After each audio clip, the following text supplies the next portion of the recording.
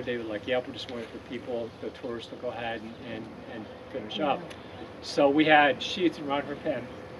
And about where you and I are at, I could see her, and she was on her side, she was breathing quite heavily, and she looked up at me, and I'm like, sweetie, it's okay. I know you don't feel good, it's okay for you to go. It's all right.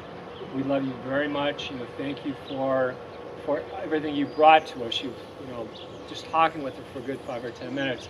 So she's on her side. She looks at me. She kind of smiles. Then she then stretches out and takes a deep breath. And then she faded. Then she passed away.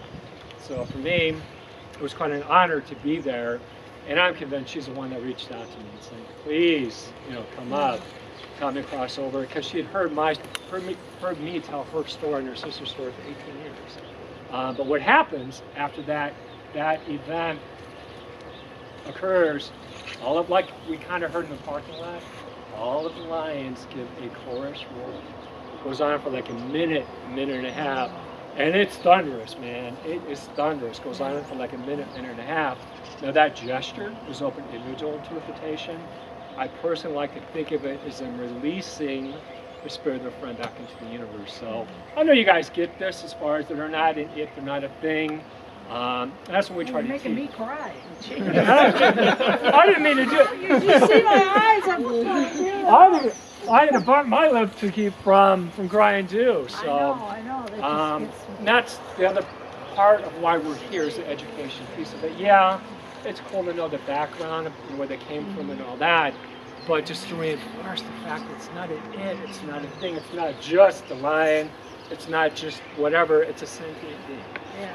And if people have the whole backstory as far as why you don't want to get your picture taken with a tiger cub, no judgment, I totally get it as far as wanting to have that experience, totally get that. But if more people know the backstory, maybe over time, and maybe in our lifetime we can break that breeding cycle. Because when the cubs are taken away from mom, she immediately goes back and peak. And they can get 2 or 3 cycles of cubs every year, again generating $80,000 in profit during the cycle, then being able to use, And that's stuff that industry doesn't want people to know. They want to go ahead and just linger in the dark. It was funny because a couple of years ago, I'm like laughing at myself saying, I talk about being able to have a lion or tiger as a pet. I wonder if there's a website out there called buytigers.com. I'm kind of laughing as I'm saying this. I'm like, there can't be a website called buytigers.com. There's a website called buytigers.com, but you need to be the outdoor type. For $2,500, you can own a tiger cub, but you've got to be the outdoor type. It'll come from their breeding facility in India. You can have a well-behaved 5-month-old tiger cub. There are more tigers being kept in the backyards of people as pets than there are alive in the wild today. Oh, wow. Last year was the first year in 100 years that seen a lift in the population in the wild. It's now up to almost 4,000, up to 3,800. There are at least 10,000 tigers being kept as pets in people's backyards. Of that, I believe the numbers suggest that 5,000 from the state of Texas. So, and how are we doing on time today, by the way? Made you guys need to be out of here? I was going to say, we just have to beat the rain. Okay, and thank you. And your name, sir? Mark. Mark, let me know if I need to get the group moving, because my typical tour lasts about 2.5 hours. But yeah, I will try to go and do that. But I will not take offense if all you have to say is Carlson. I don't know what you're talking about, because I want to get you guys in and get you back out. So let's start over here. Arms, I'm like, dude, love your tattoo. So he's standing in front of her pen, and I see Jasmine in the back of her pen. She looks at me, her ears go back, and she starts doing a straight line for this guy. I'm like, sir, do you mind moving? He's like, nope. And she got out of the trance state. So they remember. So that person with that physical description is somebody that probably was toying with her, was probably yelling at her, screaming at her. Now I remember. Exactly. If it wasn't you, it's somebody that looks like you, so you're going to pay the price. You're going to pay the price. Now, you all have been to zoos previously, of course. What's your, out of curiosity, what's your overall impression of zoos?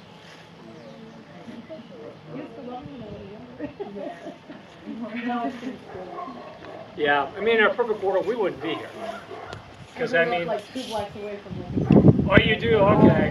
Because I'm sure you used to be able to hear the lions roaring at I night. had one that was my favorite. I used to go and talk to him all the time. Oh yeah. I don't like to. I think some do good work, but other ones not so much. I'll leave it at that. Whereas here, this is their home, and everything's set up for their benefit.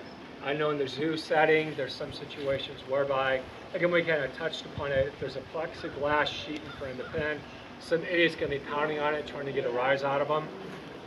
So there's a big difference between the energy, the environment that they have here versus what we do there in a zoo. And zoos are part of the exotic animal industry, which would include zoos, include circuses, more on circuses in a minute. Even something as innocent you would think is riding an elephant. That's all going to be part of it. Anybody want to guess how much money is spent internationally every year for the exotic animal industry? Again, this is worldwide, not just here in the States. It's all legal. It's all on the up and up. For example, in Taiwan, you can pay money to get a ticket to watch 2 orangutans box each other. You can still see zoos. It's really kind of faded out here, thankfully, in the U.S. There's still some smaller ones that are traveling. It's an $18 billion industry. $18 billion industry. So we're going to walk over here. We're going to say hi to Boo. I'm going to pick it up.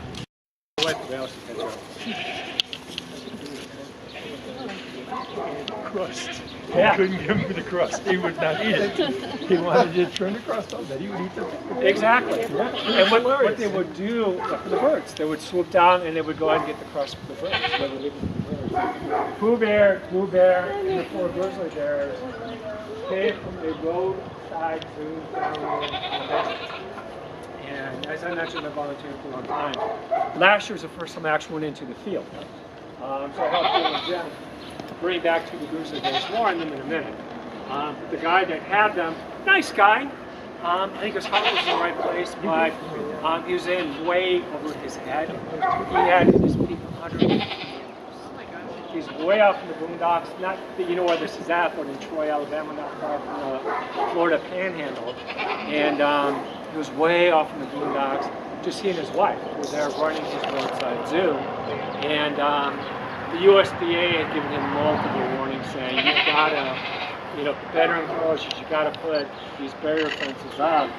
It's gotta be a much more safe environment for people. Well, everyone found a new home except for the 4 grizzly bears, and then Pooh Bear and Blue Bear.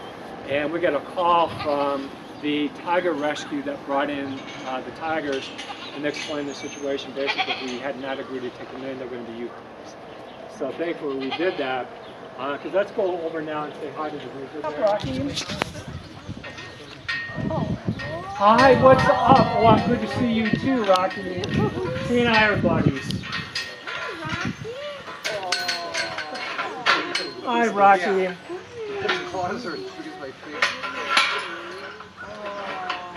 Yeah. Did you have a good week? Did you have a good week? Good to see you too, big guy. Hi. How you doing, handsome?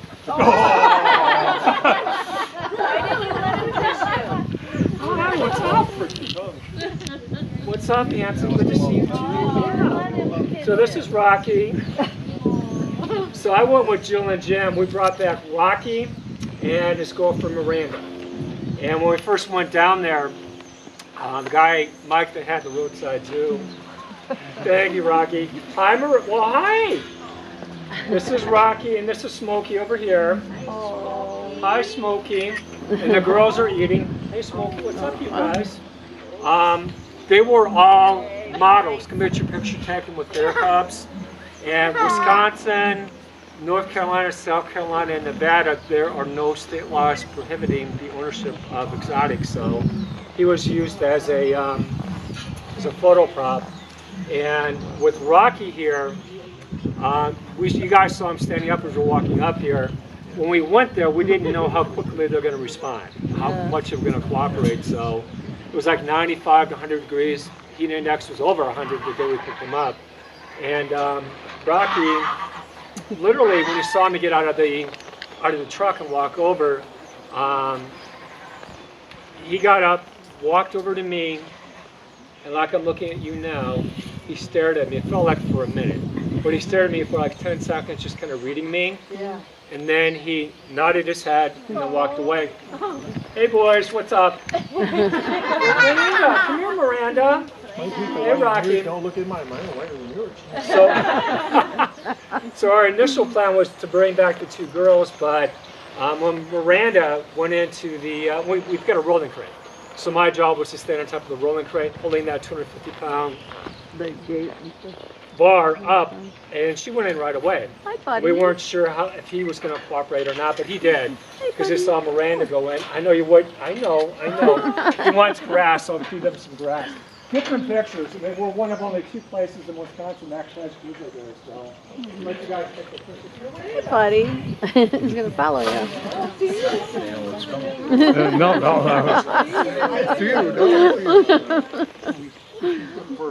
Air came to a can and so it was tight, and we were into the galley area, sitting around, opened it up, went into 2 loaves of bread, ate them. Bears eat everything. Yeah. This long, this high, he could actually cut wood this thick with a cup. He couldn't saw through this canvas bag. That's how thick the bag was, and the bear just went and opened it up with 4 slash marks. I'm like, holy crap. So just the sharpness of the claws and the raw strength, he rips through the can. They love grass, so we feed it to them as long as we can.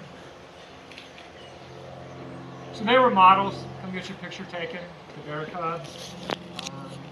And again, if we had not been contacted, if we had not agreed to go ahead and bring them in, they're going to be euthanized. As you can tell, they've got so much personality. The pen at their end's about 2.5 times the size of the pen that came in. Very small, very cramped quarters. They didn't have any shelter to speak of away from the elements. Not that it's going to be freezing cold down in Alabama, but getting out of the rain and all that, they didn't have access to any kind of a shelter. So I bonded pretty quickly with Miranda and Rocky on the way back. We had to stop every 3 hours to get them fresh water. And then the last night that hotel we stopped at had an outdoor light we could plug in.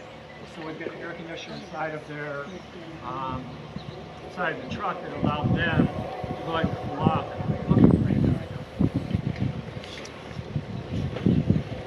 And they are hysterical. They love showers. So this past summer, on the really, really hot days, they had we have a huge pool for them.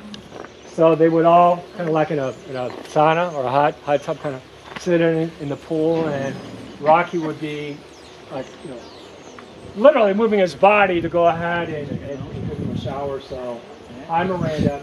They were very underweight when they first arrived. This is Miranda. And this is Smokey over here. Oh, I'm sorry, Bandit over here. Hi, girls. Hi, girls. What's up? They're looking for you. Thank you, sweetheart. You gave me a kiss. I'll give you a little something.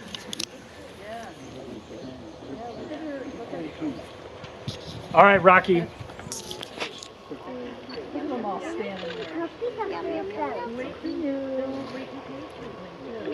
They are very well behaved. Hey, Rocky. Adrian!